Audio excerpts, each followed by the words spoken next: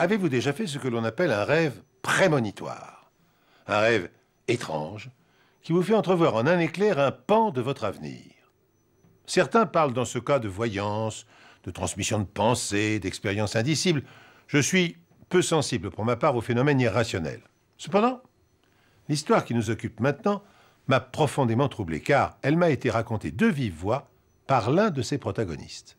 Et, vous allez vous en apercevoir rapidement, elle semble tout à fait impossible. Béatrice Monnier, comédienne, a vécu une étrange expérience. J'ai aucun don de voyance. Et pour être franche, j'ai jamais cru à ce genre de choses. J'y crois d'ailleurs toujours pas. Même après l'expérience incroyable que j'ai vécue avec Jocelyn Bélanger. Je suis un thérapeute. Mes patients sont des gens qui souffrent de différents troubles. Ce sont principalement des professionnels de la voix, des comédiens, des enseignants, des conférenciers. Comme Béatrice Monnier, par exemple, qui est comédienne et qui vient ici depuis 6 ans pour des problèmes de voix.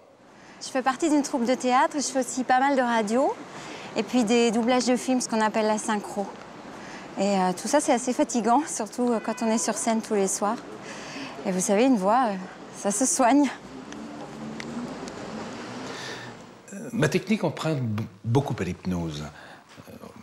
Si le terme vous fait peur, on peut parler de sophrologie. L'important est le bien-être des patients.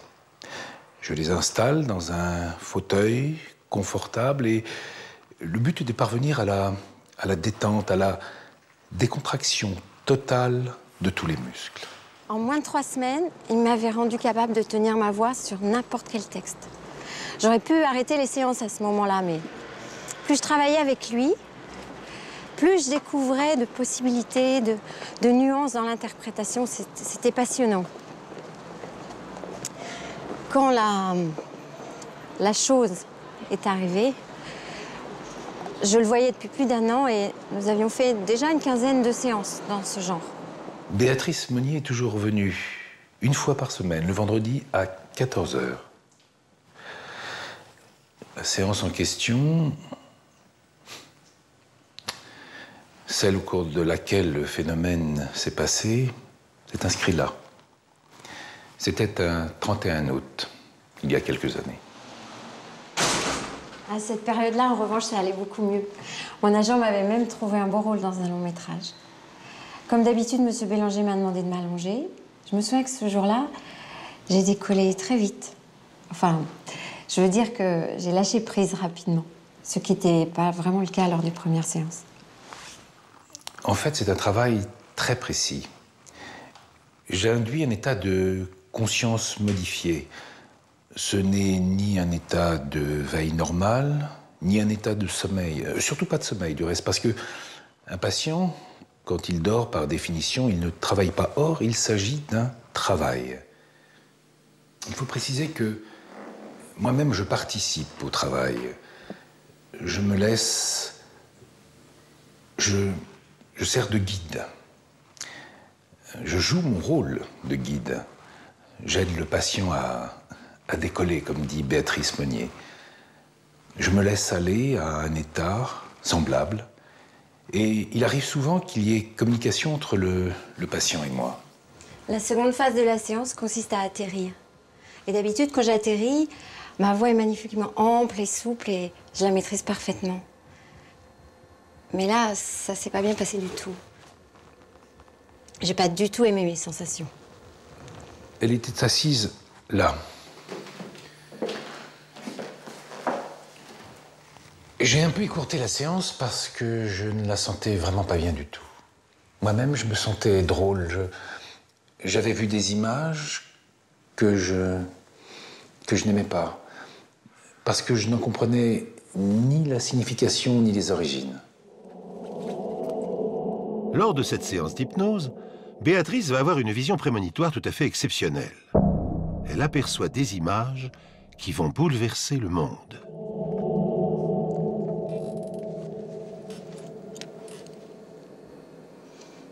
J'avais nettement vu des images, mais je ne parvenais pas à en parler.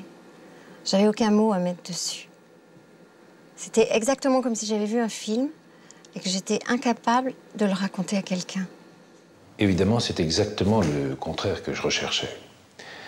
Mais ce qui était vraiment dérangeant, c'était que moi aussi j'avais cette drôle de sensation. J'avais vu une sorte d'endroit, et tout d'un coup, deux mots me sont venus à l'esprit, très précisément.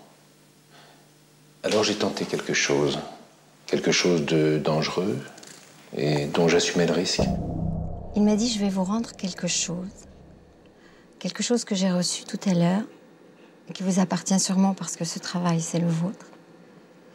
Est-ce que les mots nécropole 0 évoquent pour vous quelque chose? Et là, ça s'est débloqué tout d'un coup. Avec ces deux mots, je pouvais presque décrire l'endroit que j'avais vu.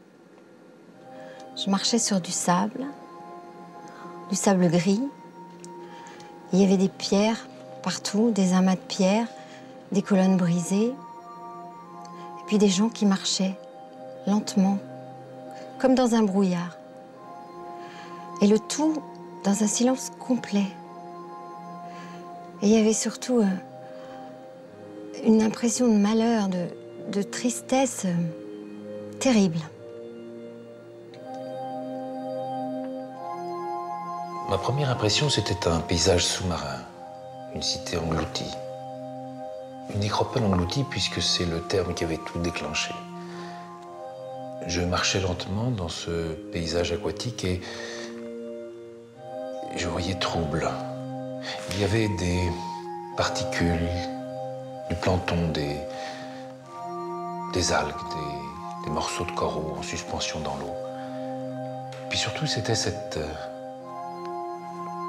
silence. Cette impression pesante, cette énorme tristesse. Puis je voyais aussi des gens qui marchaient lentement, curieusement, comme si c'était des scaphandriers. Il y avait aussi quelque chose de très précis dont je me souviens.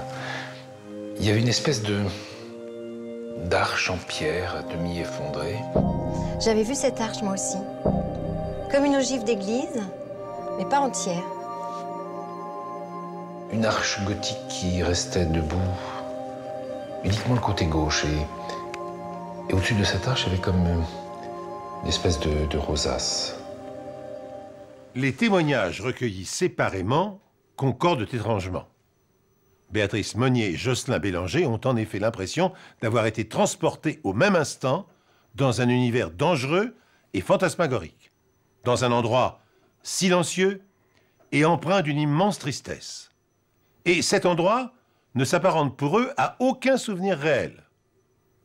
Comme pour se débarrasser d'un poids après la séance, le thérapeute et sa patiente ressentent le besoin de communiquer à des proches leur inquiétante vision.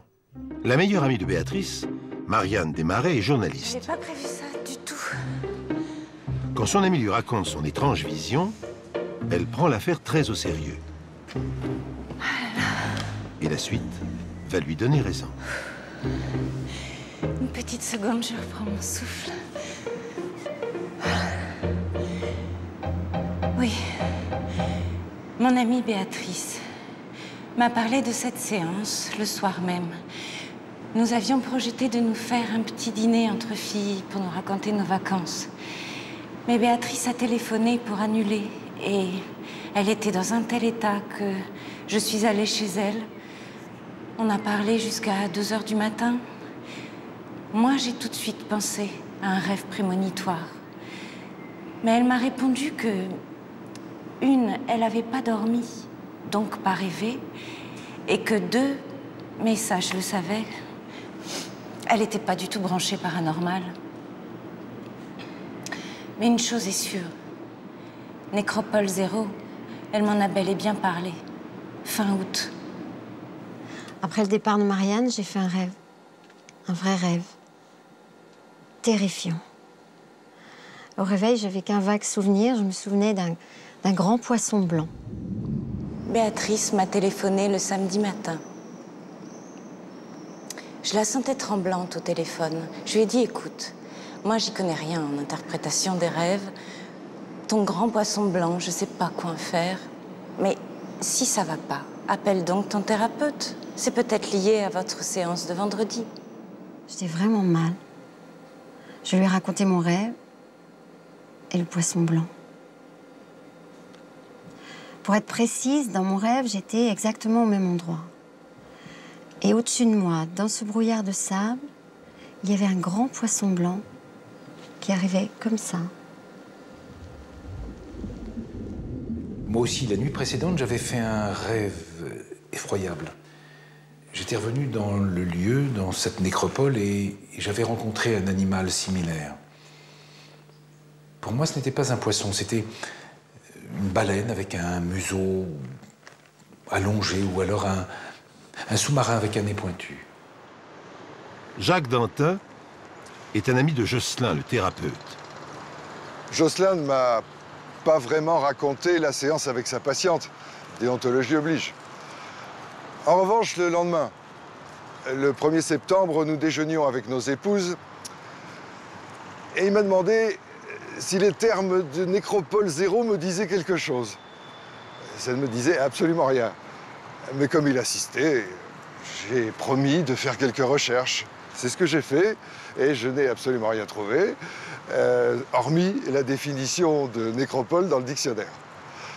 Je téléphonais à Jocelyn pour lui dire ce que j'avais trouvé. Je connais la définition par cœur maintenant. Alors, nécropole, du grec nécropolis, la ville des morts, vaste cimetière urbain, en souterrain ou à ciel ouvert, de caractère monumental. Une nouvelle fois, les protagonistes de cette histoire ne se sont à aucun moment consultés. On peut seulement constater qu'ils ont fait des rêves étrangement similaires. Marianne Desmarais, l'amie journaliste de Béatrice, fait bientôt une découverte fortuite qui va apporter un nouvel éclairage sur cette incroyable série de coïncidences. Au milieu de la semaine, je crois, j'ai trouvé l'image en faisant ma revue de presse. Immédiatement, j'ai pensé au rêve de Béatrice. Je l'ai tout de suite appelée pour qu'elle aille acheter ce journal. Je ne sais plus quel titre c'était d'ailleurs. Effectivement, il y avait cette page de publicité pour le constructeur du train à grande vitesse au Japon. On voyait l'avant de la locomotive, blanche, le nez très long avec le poste de pilotage presque dans le prolongement. J'ai reconnu le nez du grand poisson. Cette publicité m'a fait un effet incroyable. J'ai tout de suite appelé M. Bélanger pour lui en parler. En fait, je n'étais pas à la maison quand Béatrice Meunier m'a téléphoné. Non, j'étais sorti faire des courses avec ma femme et là, devant une agence de voyage, une petite agence devant laquelle je passais tous les jours, j'ai vu un avion. Vous savez, ces maquettes d'avions en plastique où l'avion repose sur un socle et il est incliné comme ça. Et là, j'ai réalisé que mon sous-marin, ce n'était pas un sous-marin, mais un avion. Béa m'a attendue toute la semaine. Elle était persuadée qu'une catastrophe allait arriver au train à grande vitesse japonais. Qu'il allait tomber dans la mer ou je ne sais quoi. Elle voulait absolument qu'on essaye de prévenir quelqu'un, mais qui? Et sur quelle base? Les visions d'un thérapeute vocal et d'une comédienne? 10 jours après la fameuse séance, j'ai invité Jocelyn à déjeuner à la maison, histoire de lui remonter le moral. Après le repas, je voulais qu'on visionne une cassette de ballet. Nous sommes très amateurs de ballet, tous les deux, de danse classique.